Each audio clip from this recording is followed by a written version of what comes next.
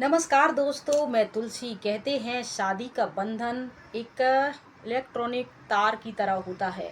सही जुड़ गया तो जिंदगी रोशन ही रोशन, और गलत जुड़ गया तो लाइफ में टेंशन ही टेंशन। जी हाँ, ऐसा हम नहीं कह रहे हैं, बल्कि ऐसा वो पति पत्नी सोचते होंगे जिनके जीवन में रोज किसी न किसी कारण से मनमुटाव तनाव बना रहता है। ऐसा ही एक मामला सामने आया है उत्तराखंड के काशीपुर का। यहाँ एक शख्स एक महिला दलाल को कॉल करता है कि मुझे एक कॉल गर्ल चाहिए।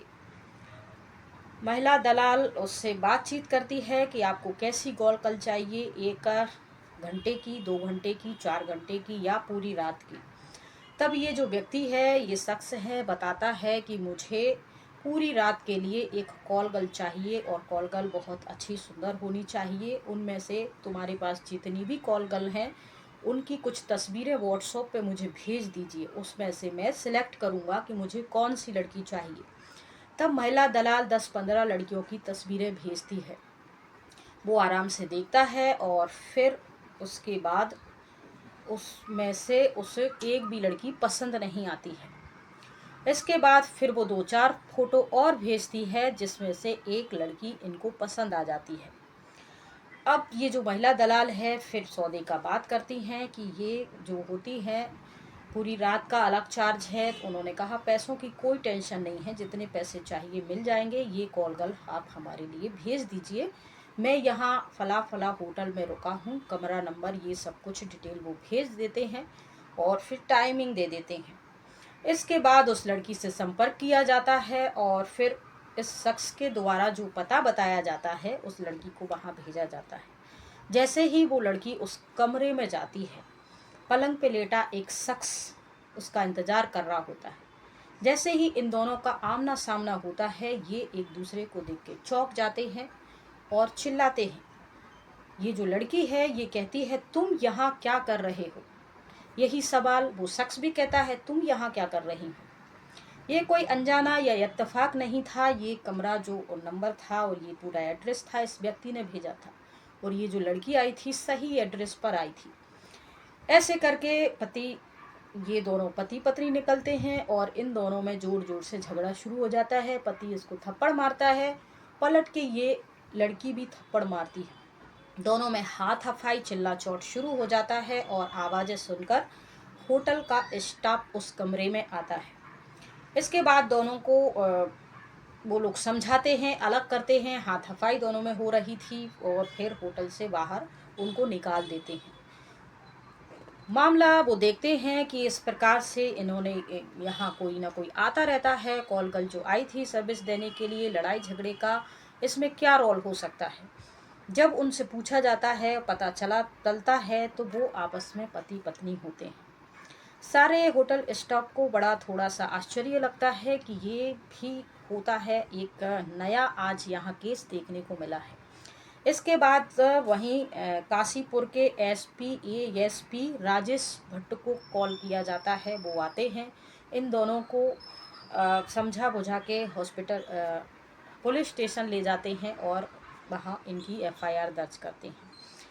पुलिस भी इन दोनों की बातें सुनकर सर पकड़ के बैठ जाती है। ये दोनों नॉन स्टॉप एक दूसरे पर आरोप लगा रहे थे। पत्नी का कहना था कि ये मेरा जो पति है, मेरी सहेली के साथ इसके नाजायज संबंध हैं और मैं इसको रंगे हाथों पकड़ने के लिए इसके पास कॉल गर्ल बन के गई थी। वहीं पति कहता है कि ये जो मेरी पत्नी है शादी से पहले से ही कॉल गर्ल का काम करती है, मुझे इस पर डाउट था, इसीलिए मैंने इसको कॉल गर्ल के जरिए पकड़ लिया है। इन दोनों से पूछा जाता है कि तुम्हें इस आपस में एक दूसरे पर शक कैसे हुआ और कैसे तुम लोगों ने ये प्लान बनाया। तब ये बताती है कि मेरी एक सहेली है, उसने मुझे बताया कि तुम्हारा जो पति है वो कॉल गर्ल को फ़ोन करता है आए दिन। तब इस पति ने भी बताया कि तुम्हारी ही वो सहेली थी जिसने मुझे बताया है कि तुम कॉल गर्ल का काम करती हो। अब इस लड़की ने दोनों को उकसाया क्यों, दोनों के बीच झगड़ा क्यों करवाया? तो ये जो लड़की है जिसने ये सारा मामला और खेल रचा था, ये पत्नी है इनकी। ये पूरा मामला, ये जो व्यक्ति है, इनकी कुछ साल पहले शादी हुई थी। दिनेशपुर का रहने वाला ये जो लड़का है, आलोक शर्मा काशीपुर की आईआईटी में आईटीआई क्षेत्र में रहने वाली लड़की पूजा शर्मा से इनकी शादी होती है और ये जो लड़की है ससुराल में कुछ दिन ही रहती है, फिर आपस में इन दोनों की खिटपिट होना शुरू हो जाती है। इसके बाद ये मायके चली जाती है और वहीं रहने लगती है। राजेश अक्सर उसको लेने के लिए जाता था। इस कहानी की शुरुआत होती है कुछ साल पहले, यानी 2018 से। 2018 में दिनेशपुर का रहने वाला युवक आलोक शर्मा, काशीपुर की रहने वाली आईटीआई क्षेत्र की ये जो लड़की है पूजा शर्मा, इन दोनों की शादी हो जाती है।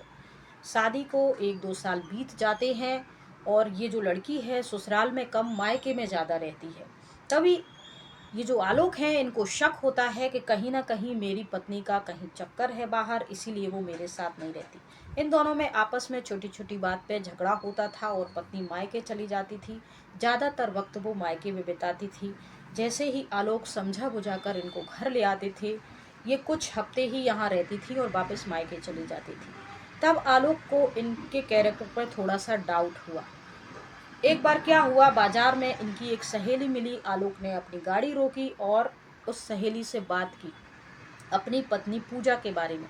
तब उस सहेली ने कहा कि तुम्हारी जो पत्नी है वो एक कॉल गर्ल का काम करती है और ये जिस दलाल महिला के साथ काम करती है, मैं उसका नंबर तुम्हें दे सकती हूँ और तुम इस बात का जिक्र मत करना कि मेरे द्वारा तुम्हें ये। उस दलाल महिला का नंबर इनकी सहेली उनको देती है पूजा की, और फिर ये व्यक्ति एक प्लान बनाता है होटल में मिलने का। और इस तरीके से जब वो सामने आती है और फिर उसी लड़की को वो व्हाट्सएप में फ़ोटो देख के चुन लेता है, वो लड़की जब सामने आती है इस पूरे मामले का खुलासा होता है। इसके बाद पत्नी पूजा इन पर आरोप लगाती है कि ऐसा कुछ नहीं है, जो मेरी सहेली है वो कॉल गर्ल का काम करती है और वो मुझे अक्सर कॉल गर्ल के लिए उकसाती रहती थी। लेकिन जब मैंने उसकी बात मानने से इनकार कर दिया और हमारी इस बात से झगड़ा हो गया, तब मुझसे बदला लेने के लिए उसने मुझे कॉल गर्ल के रूप में फंसा दिया है। और फिर उसने मुझे तुम्हारे खिलाफ भी भड़काया कि तुम्हारा जो पति है वो कॉल गर्ल को अपॉइंट करता है, बुलाता है। इसीलिए अगर तुम उसे रंगे हाथों पकड़ना चाहती हो तो जाके देखो, कॉल गर्ल के रूप में तुम जाओ, वहाँ तुम्हें पता चल जाएगा। और इस तरीके से हम दोनों का आमना सामना उस होटल के कमरे में हुआ है। ये दलीलें इन दोनों की होती हैं। वहाँ सच क्या है झूठ क्या है ये तो नहीं पता, लेकिन इतना मैं ज़रूर कहना चाहूँगी कि आपके वैवाहिक जीवन में कभी भी, चाहे आपका दोस्त हो चाहे आपकी सहेली हो, किसी तीसरे व्यक्ति को इंटर मत होने दीजिए। कोशिश कीजिए आपका जो भी मैटर है, अच्छा बुरा, चार दीवारें कमरे के अंदर जो आपका पर्सनल जीवन है, वहीं आप अपने मैटर को सॉर्ट आउट करने की, बातचीत करके उसको निपटाने की कोशिश कीजिए। अपने जो पर्सनल लाइफ है उसके एक्सपीरियंस, कितने भी खास दोस्त, कितने भी खास रिश्तेदार, किसी से कुछ शेयर मत कीजिए। कोशिश दोनों मिलके सॉर्ट आउट करने की कीजिए। और जब ये सॉर्ट आउट नहीं हो रहा है, आगे बढ़ रही है बात और आपको लग रहा है कि अब गाड़ी आगे नहीं बढ़ेगी, तो आराम से, शांति से, कानूनन तरीके से अलग होकर अपना अपना रास्ता चुन लीजिए। लेकिन इस बीच में किसी व्यक्ति को दीवार मत बनने दीजिए, क्योंकि वो गलतफहमियां की दीवार इतनी बड़ी कर देता है कि अगर आप अपने मन से कुछ दिनों के लिए अलग हो जाएं, फिर रिश्ता जुड़ जाएगा। लेकिन अगर आपने किसी तीसरे व्यक्ति को इसमें इन्वॉल्व किया तो मामला इतना बिगड़ जाता है कि फिर आगे सुलझने की जगह ये क्राइम का रूप धारण कर लेता है। तो अपने आसपास हो रही ऐसी गतिविधियों से सुरक्षित रहें, सावधान रहें, खुश रहें, स्वस्थ रहें। जय हिंद, जय भारत।